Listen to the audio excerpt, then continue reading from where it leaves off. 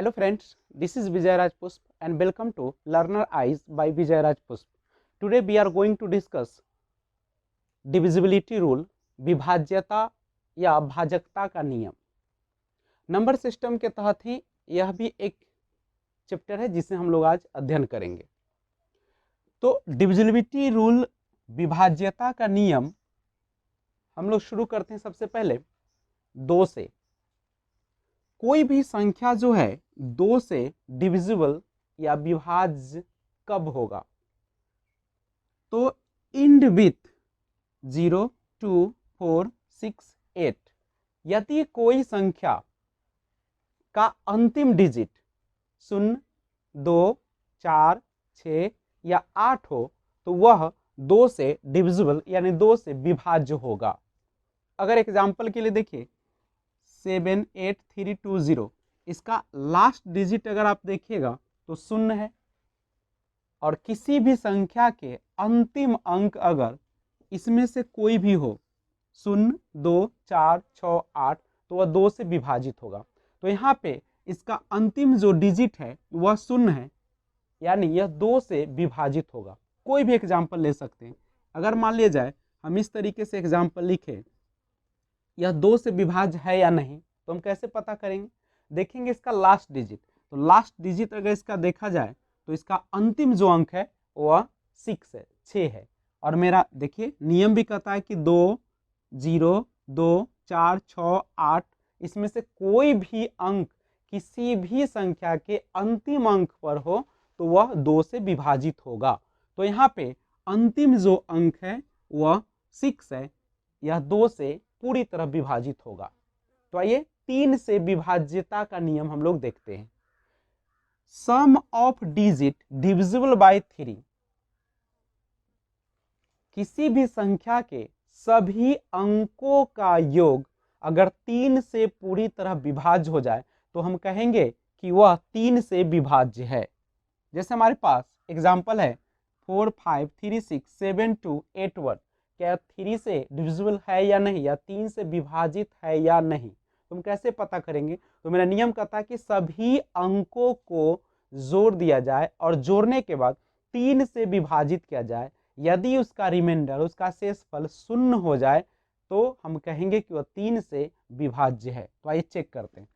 अगर इस संख्या के सभी अंकों को हम लोग ऐड करें 4 + 5 + 3 + 6 + 7 + 2 + 8 + 1 और सबों को 3 से विभाजित किया जाए तो जोड़ के देखते हैं।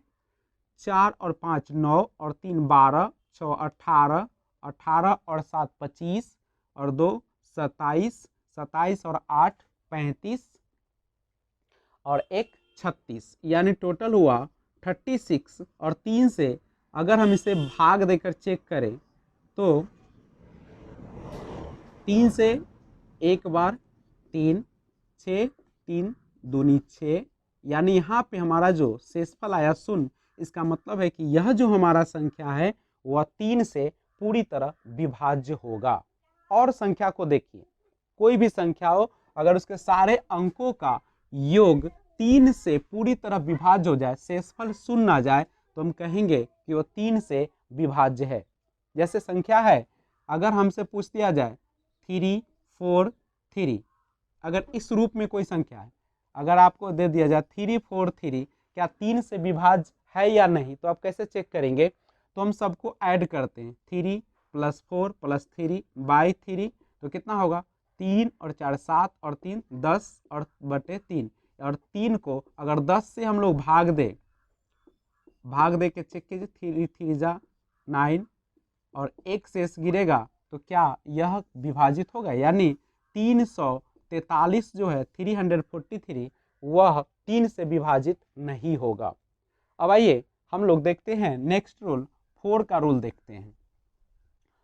4 का रूल कहता है कि लास्ट 2 डिजिट डिविजिबल बाय 4, किसी भी संख्या के अंतिम 2 जो डिजिट है, अंतिम का जो 2 अंक है, अगर वह 4 से पूरी तरह विभाजित हो जाए, 4 से पूरी तरह भाग लग जाए, शेषफल 0 आ जाए, तो हम कहेंगे कि वह संख्या 4 से पूरी तरह विभाजित है। जैसे हमारे पास ये संख्या है, इसका हम लास्ट 2 डिजिट लेंगे, तो लास्ट 2 डिजिट जो है हमारा 32 है। अब इसे आप भाग देकर देखिए, अगर हम 32 को 4 से डिविजिबल करें तो 4 8 जा 32, हमारा रिमाइंडर 0 हो रहा है। इसका मतलब है कि यह संख्या जो है 4 से पूरी तरह विभाजित, केवल अंत का 2 अंक लीजिएगा और उसे 4 से भाग दीजिएगा, शेषफल 0 आ जाए तो हम कहेंगे कि वह संख्या 4 से विभाज्य है। 5 का रूल देखा जाए, इंड विथ 0 एंड 5। यदि कोई संख्या का अंतिम अंक 0 या 5 हो तो हम कहेंगे कि वह 5 से डिविजिबल है, 5 से विभाज्य है। जैसे इस संख्या को देखिए, अंतिम अंक हमारा 5 है, 5 है, तो स्पष्ट है कि यह 5 से पूरी तरह विभाजित होगा। एक और एग्जाम्पल देख सकते हैं आप, जैसे पूछे कि यह संख्या क्या आपका 5 से विभाजित है, तो कहेंगे कि हाँ, क्योंकि इसका जो अंतिम अंक है वह कितना है, 0 है। और जब भी किसी भी संख्या का अंतिम अंक 0 या 0 हो तो वह 5 से पूरी तरह विभाजित होता है।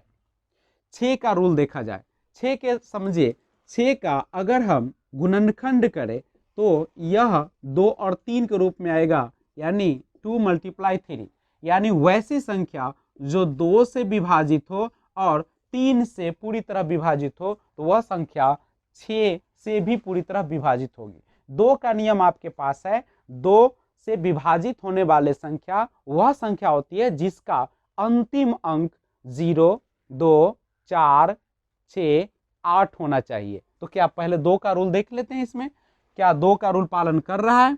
तो यहाँ पे देखते हैं कि अंतिम डिजिट जो है हमारा 2 है, इसका मतलब यह 2 से पूरी तरह विभाजित है। दूसरा 3, तो 3 का रूल क्या कहता है, सभी अंकों को जोड़ लिया जाए, 4 1 5 3 8 2 10 6 16 और 2 18, और उसे 3 से विभाजित किया जाए। तो अगर 3 से इसे हम भाग देंगे तो हमारा 6 बार में यह 0 आ जाएगा, यानी यह 2 से भी विभाजित है, 3 से भी विभाजित है, तो यह 6 से भी यह संख्या जो होगी वह पूरी तरह विभाजित होगी। तो याद रखिएगा, 6 का डिविजिबिलिटी रूल चेक करने के लिए हमें 2 और 3 का रूल को फॉलो करेंगे, यानी जो संख्या 2 और 3 से पूरी तरह विभाजित हो जाए वह 6 से भी पूरी तरह विभाजित होगी। 7 का रूल और 13 का रूल, ये दोनों रूल सेम है, 7 और 13 का। देखिएगा, कहता है कि 7 और 13, divisibility rule of 7 and 13, when a number repetition of same digit in 6 times, यदि किसी एक ही अंक की पुनरावृत्ति करके कोई 6 अंकों की संख्या निर्मित की गई हो तो वह स्पष्ट रूप से 7 और 13 से विभाजित होगी। जैसे कोई भी अंक लीजिए और उसे 6 बार पुनरावृत्ति कर दीजिए, जैसे मैंने 4 लिया और 4 को देखिए कितने टाइम से लिखा, 2 4 6, 6 बार मैंने उसे रिपीट कर दिया उसी अंक को, तो यह आपका 7 और 13, 7 और 13 से विभाजित होगा। इस तरीके से 6 को मैंने लिया और इसे 6 टाइम उसी अंक को 6 बार लिख दिया, तो यह भी हमारा 7 और 13 से पूरी तरह विभाजित होगा। रूल नंबर 2 कहता है 7 13 का, right any 3 digit same sequence, कोई भी 3 अंक ले लीजिए। जैसे हमें मन है कि हम 7 5 4 लेते हैं, right any 3 digit same sequence in 2 times, और उसी को आप 2 बार लिख दीजिए, 7 5 4 7 5 4, तो यह जो संख्या होगी वह आपका 7 और 13 से पूरी तरह विभाजित होगी।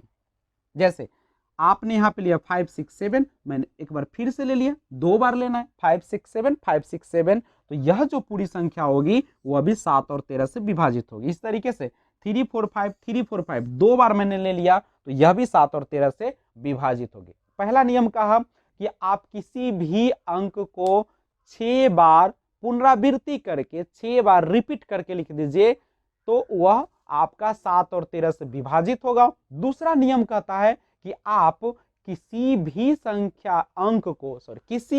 अंक को आप क्या कीजिए, कोई भी 3 अंक ले लीजिए और उसी सीक्वेंस में, जैसे आपने 3 4 5 लिया तो 3 4 5 में उसी ही क्रम में अगर आप 2 बार लिख देते हैं तो वह भी संख्या 7 और 13 से पूरी तरह विभाजित हो जाएगी। रूल नंबर 3 कहता है कि right any 2 digit same sequence in 3 times. अब आप 2 डिजिट लीजिए, मान लीजिए कि हमने लिया 3 4 और सेम सीक्वेंस इसी सीक्वेंस में, पहले 3 था तो पहले 3, बाद में 4 था तो 4, यानी 3 4 अगर आप 3 टाइम्स लिखेंगे, यदि कोई 2 अंक लगातार 3 बार उसी क्रम में लिख दिया जाए तो वह जो संख्या होगी वह आपका 7 और 13 से पूरी तरह विभाजित हो जाएगी। तो आप इसे ध्यान रखेंगे, 7 और 13 का रूल। अब हम लोग चलते हैं आगे और अब हम लोग देखेंगे डिविजिबिलिटी रूल ऑफ 8। अब 8 का रूल जानने से पहले हम इसे कुछ रिलेट करेंगे। तो अभी तक आपने जो देखा 2 का जो रूल था, तो 2 के रूल में आपने क्या देखा था कि अंतिम अंक पे 0 या 2 4 6 8 होना अनिवार्य था। उसमें से कोई भी संख्या अगर होती तो वह 2 से पूरी तरह विभाजित होती। तो हम 8 का रूल पढ़ने से पहले देखते हैं एक बार फिर से थोड़ा सा रिवीजन करके। जैसे आपने 2 का रूल के लिए देखा कि अंत में 0 या और संख्या जो है वो होना चाहिए, लेकिन 0 होना अनिवार्य है।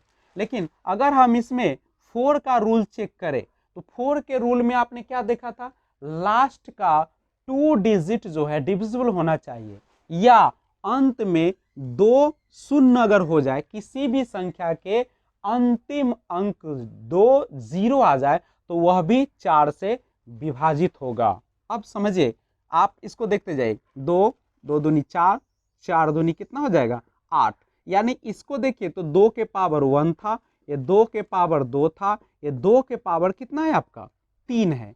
यानी अगर हम 2 को एक बार लिखेंगे तो 2, 2 को 2 बार लिखेंगे तो 4, 2 को 3 बार मल्टीप्लाई करेंगे तो हो जाएगा हमारा 8 हो जाएगा। यानी जब एक पावर था 2 का तो एक शून्य अंत में होना अनिवार्य था, जब 2 पावर है तो कितनी होने जरूरी है 2 शून्य, और अगर 2 के पावर 3 है तो उसमें अंतिम कितना होना चाहिए 3 जो होना चाहिए वो 0 होना चाहिए। इसी तरीके से और अगर देखें 2 के पावर अगर 4 होता यानी 16, तो अंत में अगर 4 आपका जो होता 0 तो वह आपका डिविजिबल होता 16 से भी। लेकिन इसको और आइए, ये तो आसान है।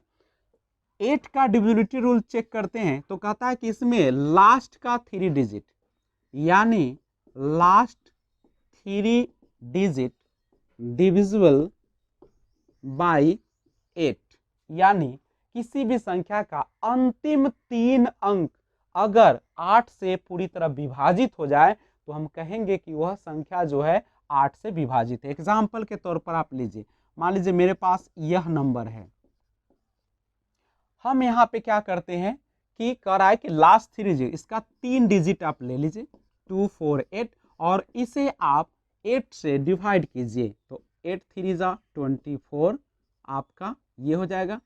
यानी यहाँ पे अगर 8 लाएंगे तो 8 1 जा, यानी हमारा देखें तो यहाँ रिमाइंडर 0 आ गया। हम कह सकते हैं कि यह जो संख्या है 8 से पूरी तरह विभाजित। कोई और संख्या ले सकते हैं, मान लीजिए हमारे पास यह संख्या है, तो हम क्या करेंगे लास्ट का 3 डिजिट लेंगे 862 और इसे हम 8 से डिवाइड करेंगे। अगर यह पूरी तरह से, अब यहाँ से 6 आया, अब तो ये डिविजिबल नहीं होगा तो 0 देंगे, ऊपर से 2 लाएंगे, 8 7 जा 56, कितना हो जाएगा ये, यानी 6 आपका रिमाइंडर। इसका मतलब यह जो पूरी संख्या है 8 से विभाजित नहीं होगी। तो ध्यान रखिएगा, 8 का रूल है कि अंतिम का 3 अंक जो है 8 से पूरी तरह विभाजित होना चाहिए।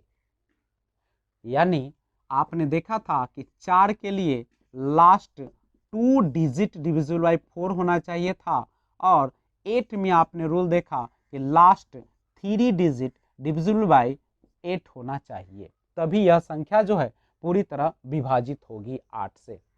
9 का रूल देखते हैं तो कहता है कि सम ऑफ द नंबर या sum of the all digit divisible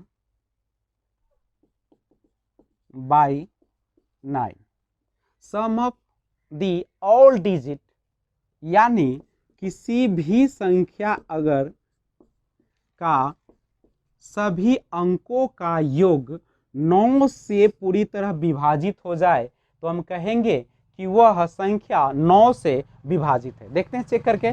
7 और 6 13, 3 16, 4 20, 6 26, 26 और 9 35 और 4 39 39। और इसे 9 से अगर भाग दीजिएगा, अगर हम 9 से इसको भाग देंगे, 9 4 जा 36, तो हमारा रिमेनिंग आ गया 3, यानी यह शेषफल इसका 0 नहीं है।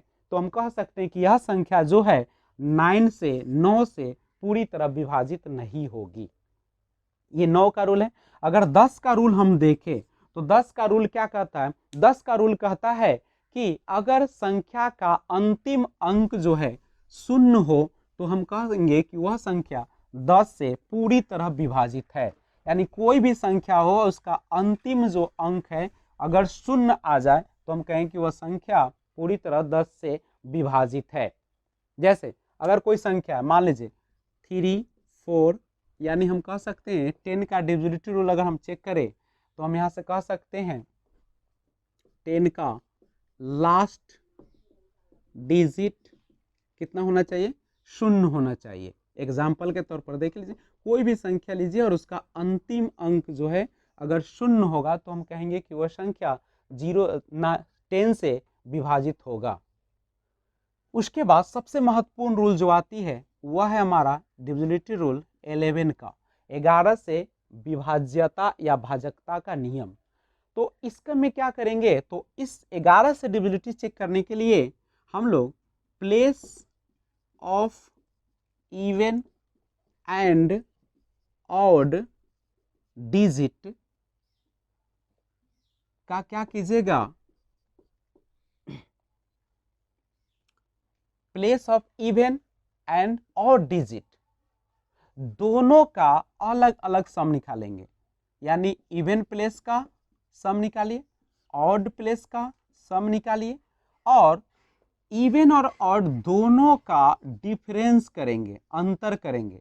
अगर वह डिफरेंस 0 या 11 का मल्टीपल आ जाए, यानी 11 का गुना जा जाए, तो हम कहेंगे कि वह संख्या 11 से पूरी तरह से विभाजित है। तो आइए एग्जाम्पल से देखें तो स्पष्ट होगा।